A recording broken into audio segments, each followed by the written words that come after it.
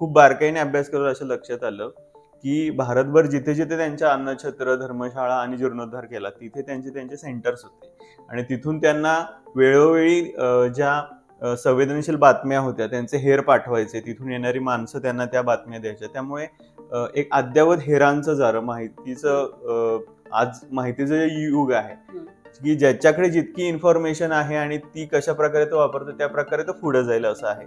त्या काळामध्ये सुद्धा तसंच होते की भारतभरातून त्यांना ह्या खबरा यायच्या, त्या प्रकारे त्यांच्या योजना व्हायच्या, मोहिमा आखल्या जायच्या आणि याच्या बळावर त्यांनी त्यांच्या हयातीपर्यंत ते राज्य व्यवस्थित टिकवून ठेवलं.